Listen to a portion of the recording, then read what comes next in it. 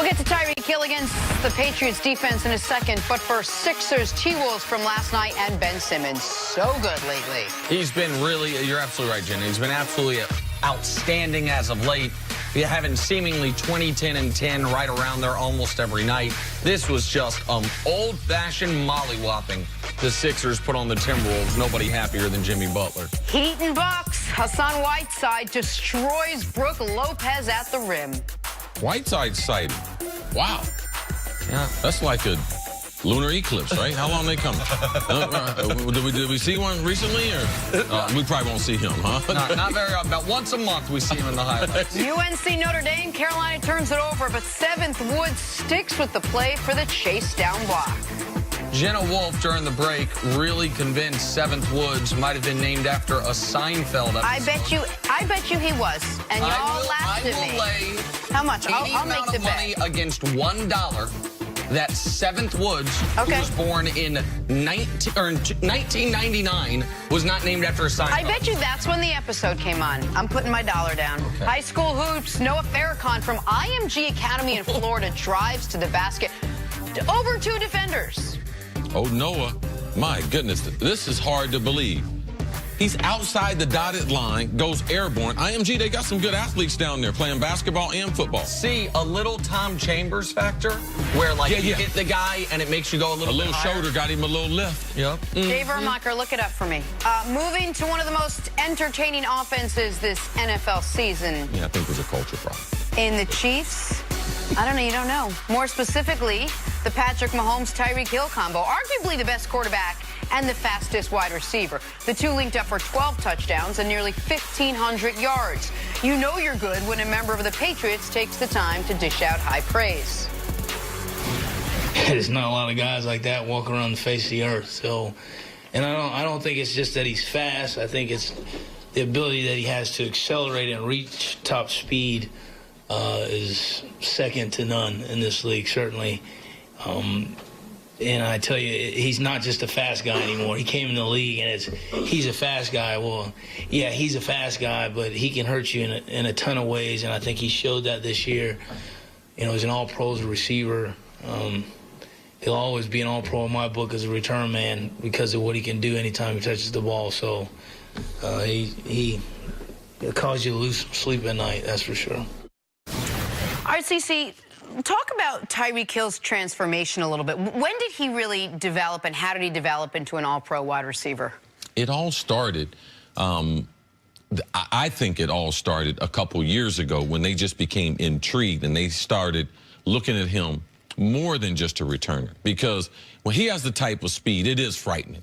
And Matthew Slater, he's one of the smartest guys that we have in the league. Great story, great special teams player. He's terrified because he knows in a cold, frigid climate, it's a special teams game. And he realizes that even on a slippery surface, even if it's sub-zero, even if the wind is blowing 15, 20 miles an hour, it don't matter to a cheetah. Like, he's the fastest guy with the football in his hand in the NFL. It's no hype to it. So when they started developing him, getting the ball in his hands offensively, and for me, his own personal development, when you can start to see that he started to transition from, I'm going to learn football, and he started to learn routes. He started to go into the slot. And you can only have your most sophisticated wide receivers playing in the slot. So it talks about his ability to be able to commit himself to trying to work on his route running, working on his overall hands. Small people have small feet, and they have small hands. But he can make spectacular catches in traffic. And typically, those attributes don't go with a very speedy wide receiver. They don't like to be hit. They don't make adjustments of playing well in the slot. And typically, the route tree and knowing all the routes is not that important to him. So seeing his development in all those areas, and you have to give credit to Andy Reid. Seeing the talent, developing the talent, and now utilizing the talent in full display, because his ability to play outside outside the numbers, special teams in the backfield, and be able to run speed reverses. It's second to none to anyone in the NFL. And he is a tough dude, man. You see his picture when they do the player introductions. His neck is about wider than his ears, and he has almost a boxer toughness to him, which he takes big hits over the middle, which is another thing. You don't typically see the speed wide receivers like Teddy Ginn, Deshaun Jackson. Guys. Typically, when you have speed, courage don't. They typically, when God gives them out, they're at one end of the conveyor belt, one's at the other end. They've been able to run away from trouble their whole life. But that highlight compilation we just showed was all against the Patriots. And it was 3 touchdowns in 3 totally different ways, totally unique. The first one we showed, he's the only guy in the league, I think, that can be off the ground and he's already at top speed. Like, for him, he lands, he's at top speed. The next one that's going to show, he reads where Mahomes is going. He came all the way across the field.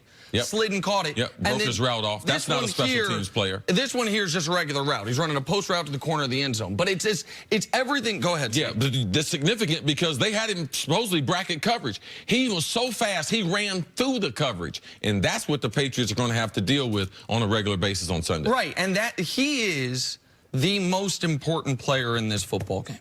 Because when the Chiefs lost Kareem Hunt, and I said, I think they're going to be okay. They won't be as good, but I think they'll be okay. One of the things I said then was, if they had lost Tyreek Hill, you could rip up the season. Like, he is the key to everything they do offensively, second only to Mahomes, because it is, to me, the fear factor he puts in the defense and the way they move him. They put him in the backfield. They have him running across the field. And the way everyone has to pay attention to him, that then if all of a sudden your second priority is the best tight end in football, Travis Kelce, and your third priority is Sammy Watkins, now you're at a real deficit. Him just being on the field causes so much anxiety for the defense. Now, I don't prioritize the offense that way. To me, their passing game starts with Travis Kelce. Okay. He's the best tight end in the league. His ability to be able to run routes and the fear of him being down the field, you can see how much they double team him. That's what defenses think. But, man, you're talking about a 1-2 punch that's like no other in Kelce, in Tyreek Hill. Major respect to what they've done as far as with their games. What we don't talk about is how someone whose talent base or talent whatever level like Tyreek Hill, how that makes Patrick Mahomes better, how it makes a young quarterback better, knowing that even though he is so accurate, he can place the ball just about anywhere, and someone like Tyreek's going to get it and be able to outrun someone. Yeah, we have a number of teams in the NFL that are doing RPOs. Where the quarterback, he's got the read option. But there is no one in the NFL has a more dangerous, because Patty Mahomes' ability to be able to adjust his arm and throw at any angle, and he's throwing to the fastest guy in football from the slot. We see a lot of the RPOs, the guys are outside, they fake it to the back, and the guys run the quick slant.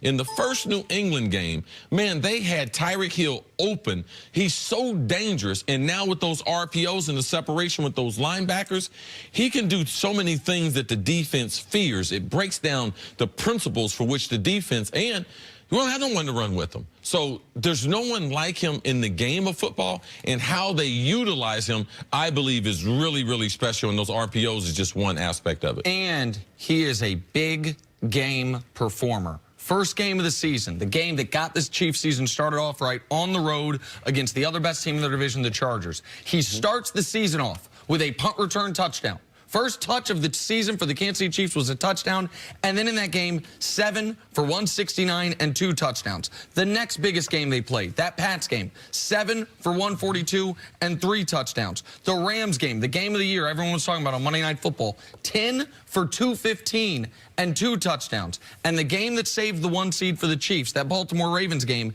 8 for 139, and the 4th and 7 completion that kept that game alive when Mahomes is running and he finds a way to get open. His body, yes. And so he has had his biggest moments in the biggest spots. He's going to have to continue that this weekend at Arrowhead. All right, back to Seventh Woods real quick. It turns out we were both right. He was named for a Bible verse.